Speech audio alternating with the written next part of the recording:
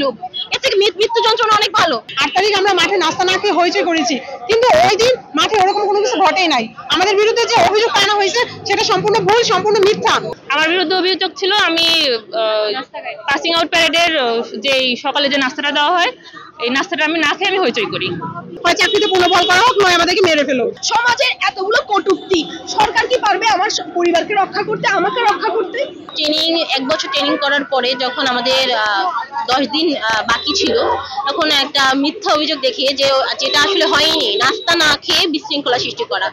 ওখানে 1 বছর ট্রেনিং এর মধ্যে আমরা কখনো ডিসিপ্লিন ভঙ্গ করিনি, আমার বিরুদ্ধে তো নিয়ে আসতে পারবেই না।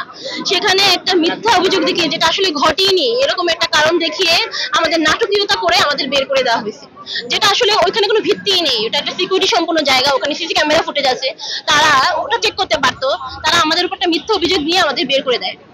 1 বছর ট্রেনিং করার পর একটা মেয়ের জন্য ওখানে কি পরিমাণ কষ্ট এবং বিনা বেতনে পরিশ্রম করা, এটা একটা মেয়ে ছাড়া কেউ ওখানে বলতেই পারবে না যে ওখানে কতটা কষ্ট করে আমরা ট্রেনিংটা করছি।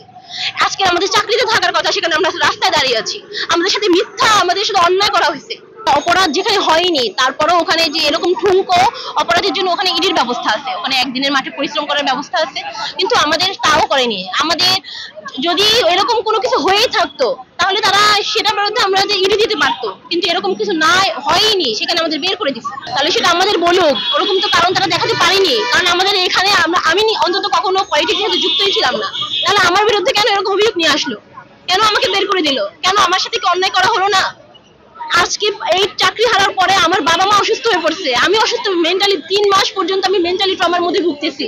আমি মৃত্যু যাত্রীর মতন আমি বেঁচে আছি, তার থেকে আমাকে মেরে ফেলুক, এর থেকে মৃত্যু যন্ত্রণা অনেক ভালো।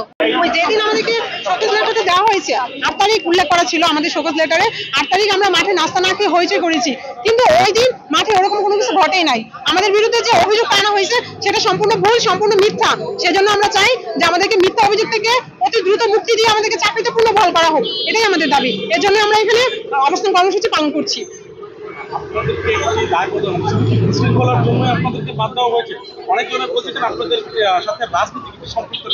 সেটা আমরা জানি না, সেটা আমাদেরকে এরকম কিছু একাডেমি বলে নাই, ইভেন আমাদেরকে এরকম কিছু কখনো কেউ বলে না। আর আমি নিজে সেখানে জানি আমি এরকম কোনো কিছুর সাথে সম্পৃক্ত ছিলাম না। মানে তারা যদি আমাদেরকে এরকম কিছু বলে তাহলে ওটা প্রমাণ করুক যে আমরা এরকম কোনো কিছুতে ছিলাম, সেজন্য আমাদের অন্যায়ের জন্য আমাদেরকে বের করা হয়েছে। যদি আমি কোনো অন্যায় করে থাকি সেটা তাহলে তারা প্রমাণ করে দেন আমাকে দেখায়, তারপরে বের করুক। কিন্তু আমি জানি আমি নির্দোষ, আমি নিরপরাধ, আমি এমন কিছু করিনি। আমি সম্পূর্ণ লিগ্যাল ওয়েতে আমি চাকরিতে গেছি, 1 বছর খুবই কষ্ট করে ট্রেনিং কমপ্লিট করছি।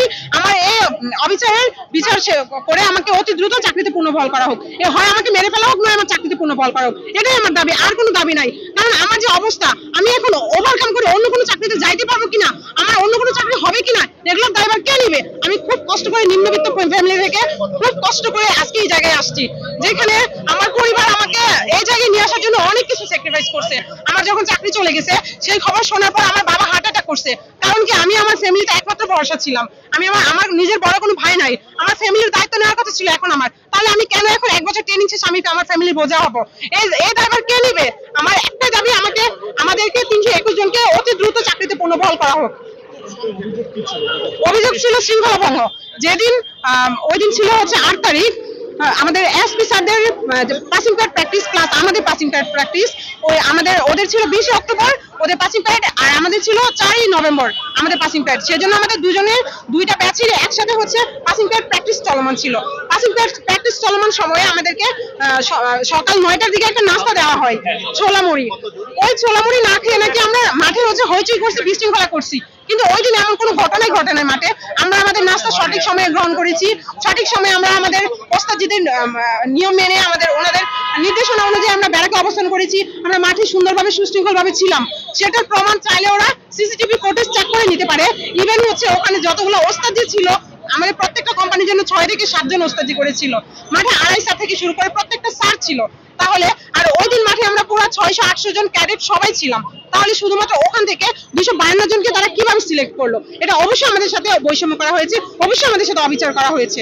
এই অবিচারের থেকে আমাদেরকে মুক্তি দিয়ে, এই দায়বদ্ধতা থেকে মুক্তি দিয়ে আমাদেরকে অতি দ্রুত চাকরিতে পুনর্বহাল করা হোক, এটাই আমাদের দাবি। দাবি, একমাত্র দাবি আমাদেরকে হয় চাকরিতে পুনর্বহাল করা হোক, নয় আমাদেরকে মেরে ফেলো। এত মানে এমন অবস্থাতে বেঁচে থাকার আমাদের আর কোনো দরকার নাই আসলে।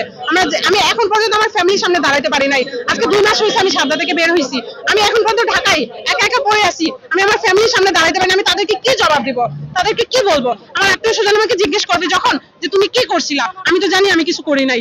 আমি সম্পূর্ণ লিগ্যাল ওয়েতে চাকরি করছি, চাকরিতে ঢুকছি। আমি এত কষ্ট করে 1 বছর ট্রেনিং করছি, তারপর আজকে কেন আমাকে রাস্তায় নামতে হলো?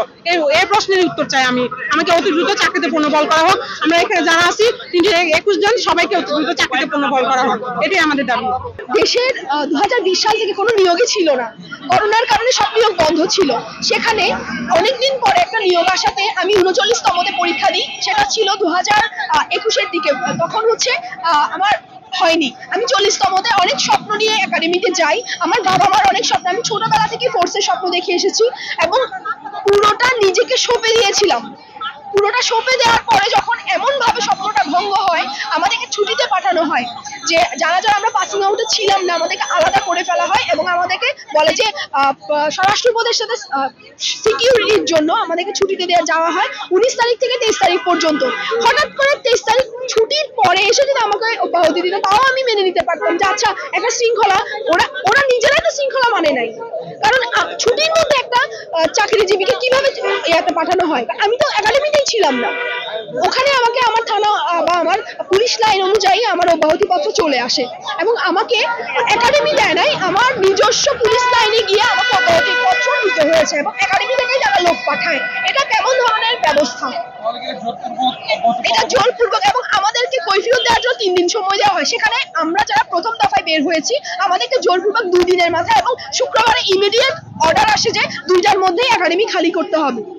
আমাদেরকে জোরপূর্বক ছুটিতে পাঠানো হয় এবং ওখান থেকে আমাদেরকে অব্যাহতি, আমরা 19 তারিখ ছুটিতে যাই এবং 21 তারিখ আমাদের অব্যাহতি পত্র আসে। আপনারা নিজেরা বলেন যে এটা কেমন ধরনের বিচার? আমাদের এতগুলো মানুষের 321 জন আমরা, আর এটা শুধু এক দফায় না, বারবার এখনো চলতে আছে। এই যে এখনো আমরা ঢুকেছি 2023 সালে, 2023 গেল, 2024 গেল, এখন 25 চলছে, এখনো আমাদের অর্ধেক একাডেমিতে আছে আর আমরা এখনো বাইরে, আমাদের এখনো পাসিং আউট হয়নি। শুধু ডেট চেঞ্জ হচ্ছে আর হচ্ছে আমাদেরকে বের করতে আসছে। এই জিনিসটার দাবি আমরা জানাই যে আমাদের চাকরি আমরা পুনর্বহাল চাই। আমাদেরকে কেন বের করা হলো? আমাদের পরিবারের অবস্থা খুবই শোচনীয়। আর এখন 1 বছর যে আমরা ট্রেনিং করেছি, আমাদের সমস্ত প্রিপারেশন চলে গেছে। এই 1 বছর আমাকে ফিরিয়ে দেওয়া হোক। আমার 1 বছর প্রিপারেশন, আমার মানসিক অবস্থা, আমার শারীরিক অবস্থা সবকিছু আমাকে ফিরিয়ে দেয়। আমার পারিবারিক যে একটা ভেঙে পড়া, সমাজের এতগুলো কটূক্তি, সরকার কি পারবে আমার পরিবারকে রক্ষা করতে, আমাকে রক্ষা করতে? দেখুন, আমি এই ব্যাপারে কিছু জানি না, আমি রাজনীতিতে যাব না। আমার শোকজ পেপারে যেটা লেখা ছিল যে আমি ইনডিসিপ্লিনের জন্য শৃঙ্খলা ভঙ্গের দায়ে আমাদেরকে বের করা হয়েছে। আর শৃঙ্খলা ভঙ্গ যেটা বলা হয়েছে যে আমরা শৃঙ্খলা ভঙ্গ করেছি, সেখানে খুবই সিলি কিছু ম্যাটার ছিল, যেখানে বলা হয়েছে আমরা নাস্তা খাইনি, আমরা ক্লাসে অমনোযোগী ছিলাম। ঠিক আছে, যদি কর্তৃপক্ষের এটাও মনে হয়ে থাকে, এটা যদিও কোনো প্রমাণ নেই, এটা মানে একেবারে ভিত্তিহীন একটা কথা, যদি এরকম মনে হয়ে থাকে যে আমরা শৃঙ্খলা ভঙ্গ করছি, সেটার জন্য আমাদের পানিশমেন্ট দেওয়া হয়, যেটাকে বলা হয় এক্সট্রা ডিল, সেটা আমাদেরকে দিতে পারতো। কিন্তু কর্তৃপক্ষ এত বড় একটা সিদ্ধান্ত কিভাবে নিতে পারে আমার এটা জানা নেই। ওনারা যে ডিসিপ্লিন শৃঙ্খলা ভঙ্গের অভিযোগ দিয়েছে, এমন কোনো ঘটনাই ঘটেনি আমাদের সাথে। এমন কোনো দরকার হলে ওনারা সিসিটিভি ফুটেজ চেক করুক। একাডেমির মতো একটা বড়টা জায়গা, অবশ্যই সিসি ক্যামেরার প্রমাণ থাকবে। ওনারা সেটা কোনো চেক টেক না করে ওনারা শুধু মানে অকারণে আমাদেরকে ডিসচার্জ পেপার ধরা দিয়েছে আমাদের হাতে। আমার অভিযোগ ছিল যে আমি নাস্তা না খেয়ে হইচই করছি, এই জন্য আমাকে ডিসচার্জ করা হয়েছে। মাত্র 10 দিন, 10-13 দিনের মতো ট্রেনিং ছিল। মানে আমাদের হচ্ছে 4 নভেম্বর 2024 হচ্ছে চাকরিতে যোগদানের কথা ছিল, আর আমাদের হচ্ছে 21 অক্টোবর 2024 চাকরি থেকে বের করে দেওয়া হয়েছে। অন্য কারণ আমরাও জানতে চাই যে আমাদের কি কারণে ডিসচার্জ দেওয়া হয়েছে, আমরা তো কারণটাই জানি না। আপনার 252 জন, এরপরে আপনার নভেম্বরের 4 তারিখে ওখান থেকে বের করা হয়েছে 58 জন, তারপরে 13 তারিখে বের করা হয়েছে 4 জন, এরপরে জানুয়ারির 1 তারিখে 25শে জানুয়ারির 1 তারিখে বের করা হয়েছে 8 জন। এই যে মোট 321 জন, এটা কিন্তু কারোর 1 বছর, কারো 14 মাস ট্রেনিং কিন্তু সম্পূর্ণ হয়ে গেছিল। এখন এইখানে যারা আমরা গেছি ট্রেনিং করতে, অনেকেই কিন্তু অন্যান্য চাকরি ছেড়ে কিন্তু গেছে। আমাদের লাইফের কিন্তু এখন কোনো কুলকিনারা নেই, আমরা না পারতেছি কোনো কিছু করতে, আমাদের না আছে বয়স। এখন আমাদের হয় আমাদের চাকরিটা পুনর্বহাল করেন, নাহলে আমাদের এই মানবেতর জীবন আসলে আমরা চলতে পারতেছি না। এটা আমাদের জন্য একটা দুঃসহনীয় কষ্ট হয়ে দাঁড়াইছে। এখন আমরা পরিবারের হাল ধরবো, দেশের সেবা করব, এখন আমাদের কোনো দিকেই আমরা যেতে পারতেছি না। আমাদেরকে ডিসচার্জ লেটার দেওয়া হচ্ছে, কিন্তু শৃঙ্খলা ভঙ্গের কারণে সর্বোচ্চ একটা মানুষ টেনিস কি সর্বোচ্চ ইডি দিতে পারে, যেটা একদিনে 1 ঘন্টা পানিশমেন্ট দিন, কিন্তু সেখানে আমাদেরকে ডিসচার্জটা ধরে দেওয়া হয়, আমাদেরকে ছুটিতে পাঠানো হয় 18 তারিখ, আমাদেরকে 5 দিনের ছুটিতে পাঠানো হয়। তারপর আমরা বাড়িতে ছিলাম। 21 তারিখে আমাদের বাড়িতে ফোন আসে যে আপনারা যে ডিসচার্জ লেটারটা নিয়ে যান অফিস থেকে। সরাসরি বলে নাই, তবে আমরা যে দেখি যে আমাদের হাতে ডিসচার্জ লেটার ধরায় দেয়। আপনার বিরুদ্ধে কি অভিযোগ? আমার বিরুদ্ধে অভিযোগ ছিল আমি পাসিং আউট প্যারেডের যে সকালে যে নাস্তাটা দেওয়া হয়, এই নাস্তাটা আমি না খেয়ে আমি হইচই করি। নাস্তা না খাওয়ার কারণে আপনাকে জি, মানে আমার বিরুদ্ধে ওই অভিযোগটা আনা হয়। এমনি আমরা শুনেছিলাম যে বিভিন্ন দলীয় বিবেচনার একটা কথা, আপনার কি আসলে কোনো দলীয়? না, আমার কোনো রাজনৈতিক ব্যাকগ্রাউন্ড নেই, আর আমি তো জগন্নাথ ইউনিভার্সিটি থেকে পড়াশোনা করেছি। তো আমার যদি এমন কিছু তাদেরকে মনে হয় তাতেও তারা সেখানে ইনভেস্টিগেশন করুক। আর আমাদের মাননীয় আমাদের শ্রদ্ধেয় স্যার ডিআইজি জনাব মাসুদুর রহমান ভূঁইয়া স্যার নিজেও বলেছেন যে আমাদের বিরুদ্ধে কোনো রাজনৈতিক প্রেক্ষাপট নেই, আমাদের মূলত শৃঙ্খলা ভঙ্গের কারণে বের করা হয়েছে।